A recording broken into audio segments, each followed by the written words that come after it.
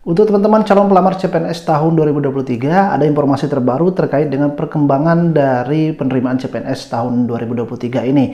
Mulai dari kebutuhan formasi, kemudian usulan formasi, dan juga beberapa instansi yang membuka dan juga yang tidak membuka penerimaan CPNS tahun 2023 ini. Dan juga apakah instansi Kemenkumham atau Formasi Polsuspas itu akan ikut membuka CPNS tahun 2023 ini, dan pasti kita akan bahas di video ini. Tonton videonya sampai selesai. Assalamualaikum warahmatullahi wabarakatuh. Bertemu lagi dengan aku, Milik Umri, dan tentu masih di channel Mr. Mili. Nah, di kesempatan ini kita akan bahas terkait dengan informasi yang beberapa hari ini menjadi sorotan bagi tentunya teman-teman semuanya pelamar CPNS tahun 2023 ini. Nah, informasi ini terkait dengan perkembangan terbaru dari penerimaan CPNS, dan ini tentu secara resmi dikeluarkan dari atau secara resmi disampaikan oleh Kemenpan RB, dan saya pribadi hanya sebagai penyambung lidah tentunya, atau sebagai mediator atau penyampai informasi dari pemerintah untuk teman-teman semuanya yang mungkin membutuhkan informasi terkait dengan penerimaan CPNS ataupun P3K tahun 2023 ini. Kalau teman-teman ingat bahwasannya pemerintah melalui Kemenpan RB pernah mengatakan terkait dengan penerimaan CPNS tahun 2023 ini bahwa akan secara resmi itu dibuka. Nah, tentunya teman-teman saya harap jangan sampai termakan isu-isu ataupun hoax yang beredar, informasi yang beredar di luar sana, tentunya apalagi di media sosial seperti TikTok ataupun seperti media sosial akun-akun yang kurang jelas informasinya. Itu saya harap jangan sampai kalian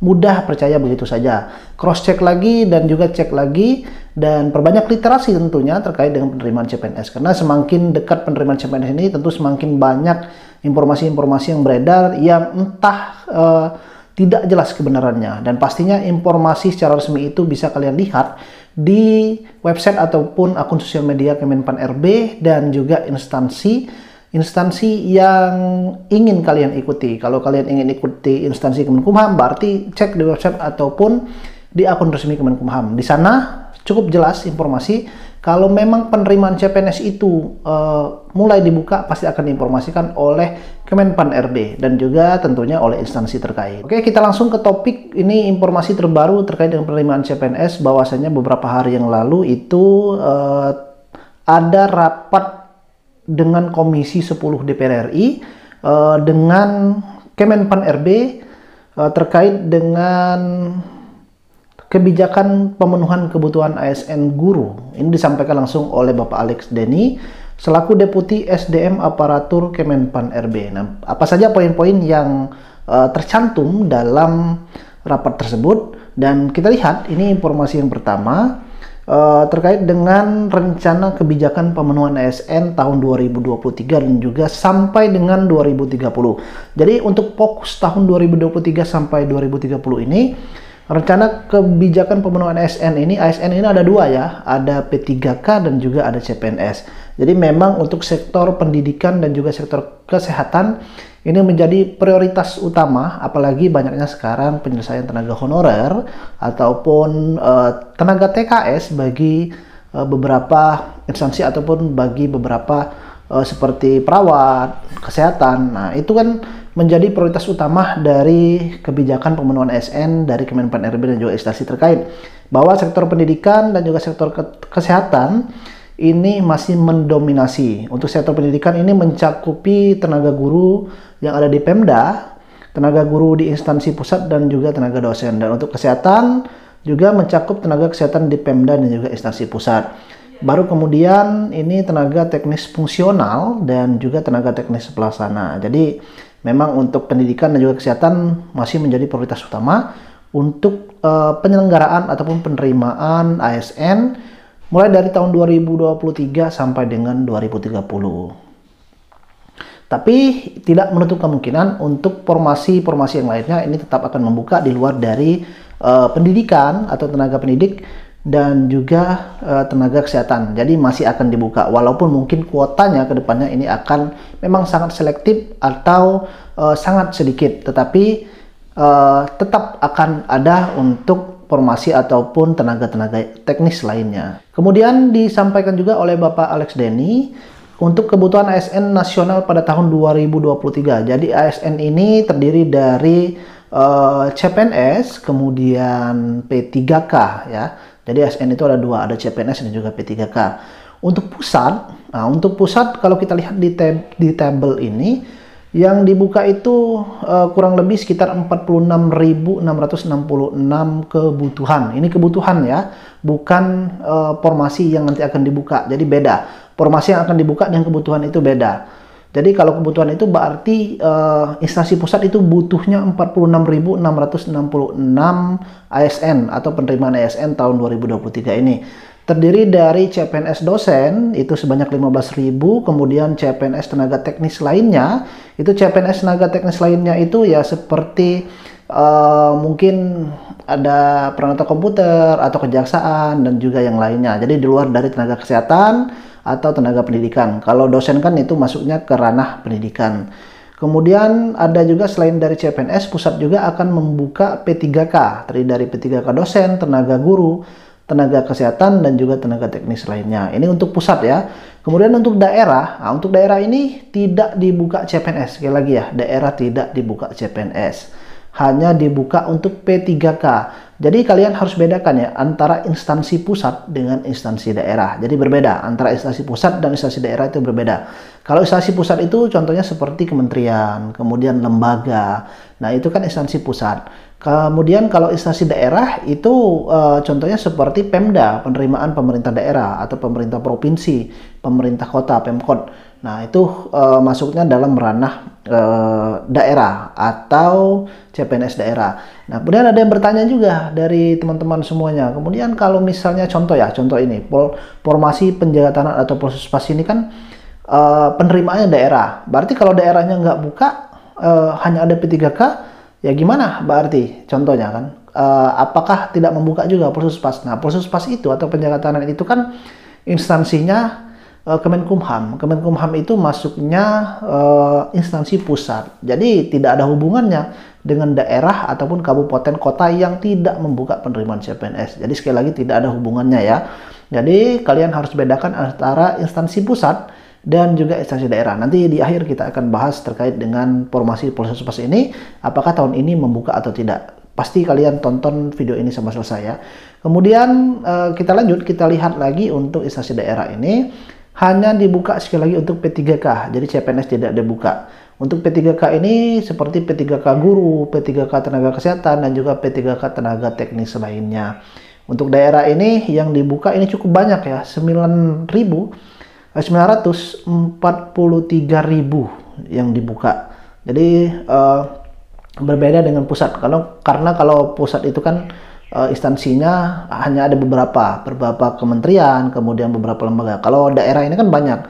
Seluruh Indonesia ini ada beberapa provinsi, kemudian di bawahnya ada beberapa kabupaten, ada beberapa kota. Jadi mereka ada yang mengusulkan, ada juga yang tidak. Jadi memang formasi daerah ini cukup banyak kuotanya yang dibutuhkan.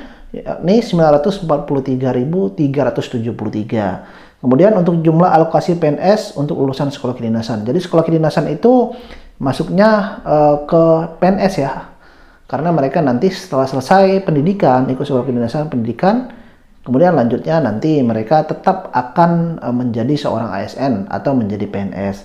Ini sekolah kedinasan sudah dibuka ya, kemarin April sudah penutupan pendaftaran, sekarang masih tahapan seleksi. Ini untuk kuotanya 6.000. Jadi total kebutuhan untuk penerimaan ataupun kebutuhan ASN nasional tahun 2023 ini sebanyak 1.030.751. Sekali lagi ini adalah kebutuhan, bukan yang dibuka ya, tapi ini kebutuhan.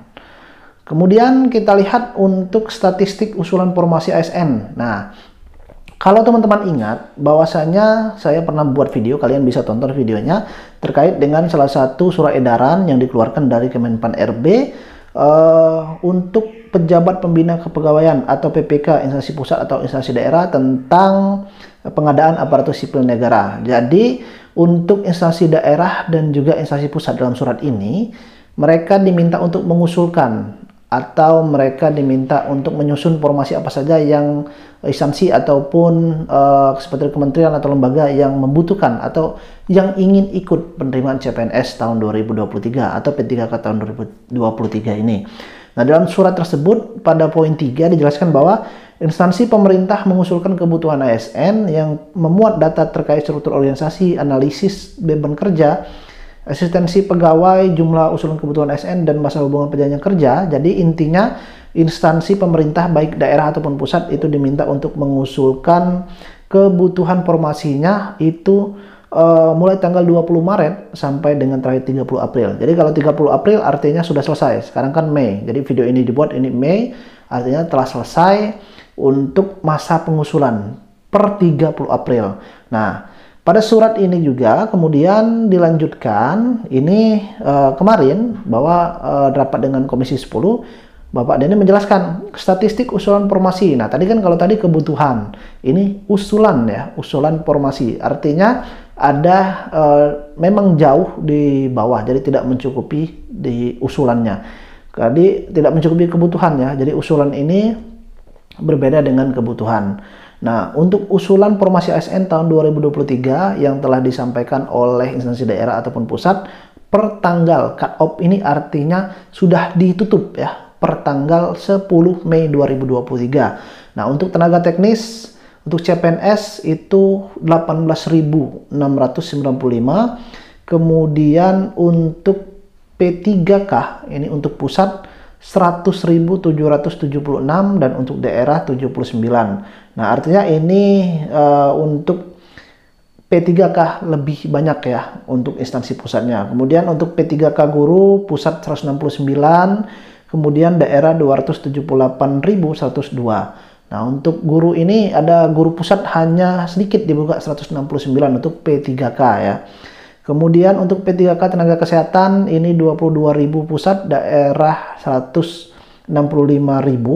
Kemudian untuk dosen ini CPNS-nya hanya untuk pusat, daerah tidak membuka. Jadi untuk CPNS dosen ini 23.390.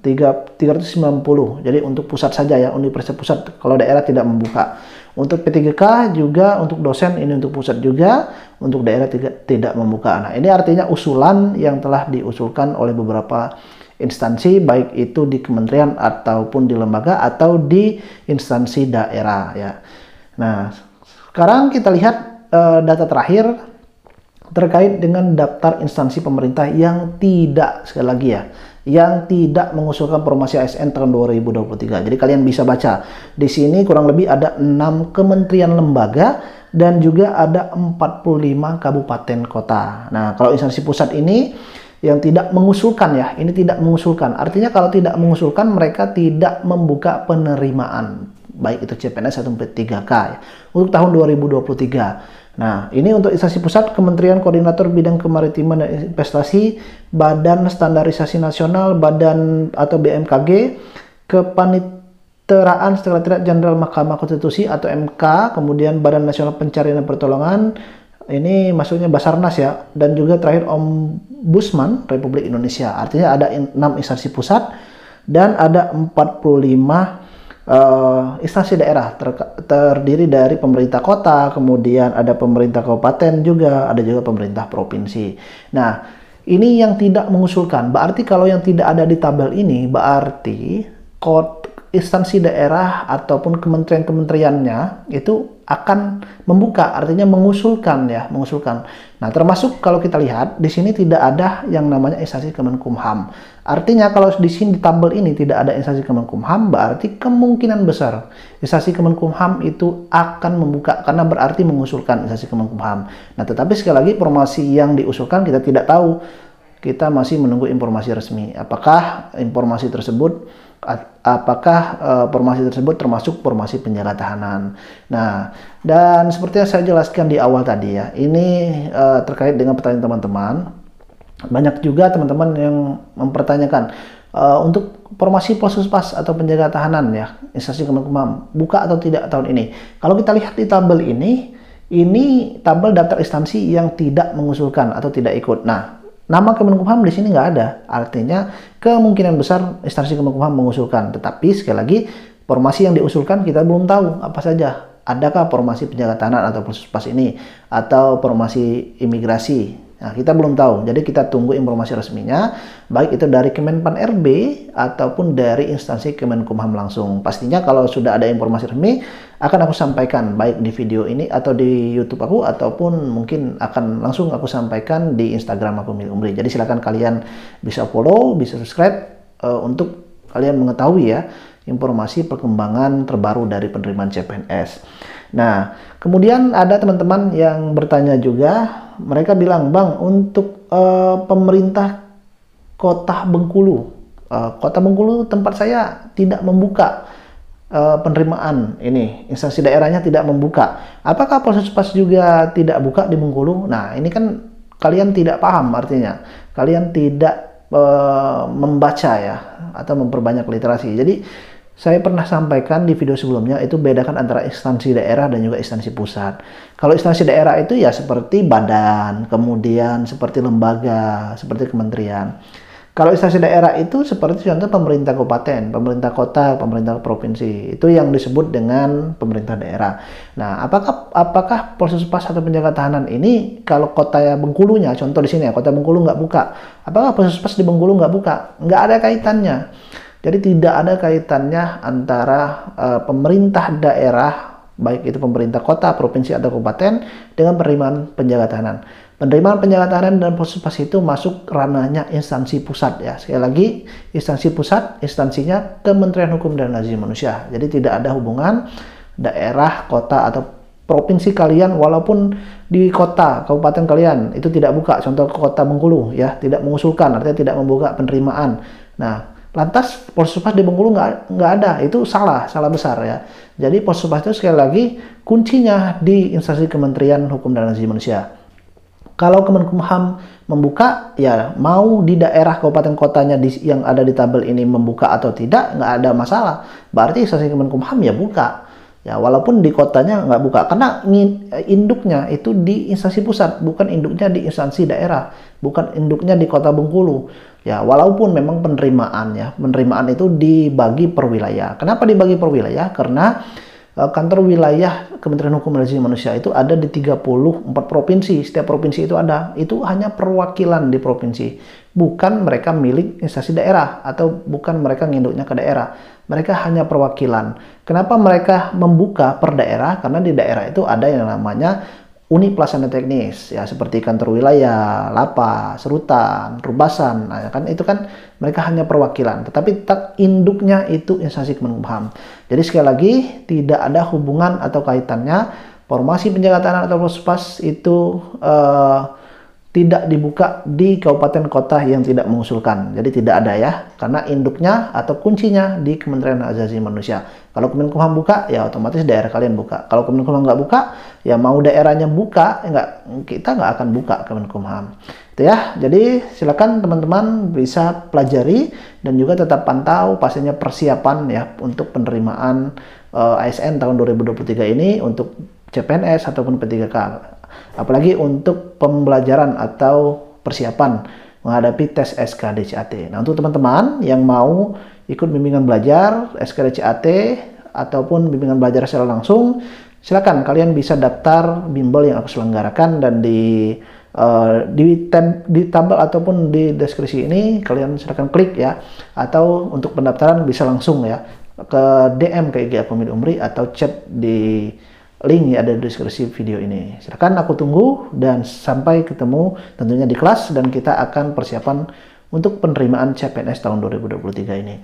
Terima kasih untuk teman-teman semuanya yang sudah menyimak video ini sampai selesai. Semoga bermanfaat, dan pastinya jika kalian merasa bermanfaat, silakan bantu share ya video ini, dan juga jangan lupa jika ada pertanyaan silakan langsung tulis di kolom komentar.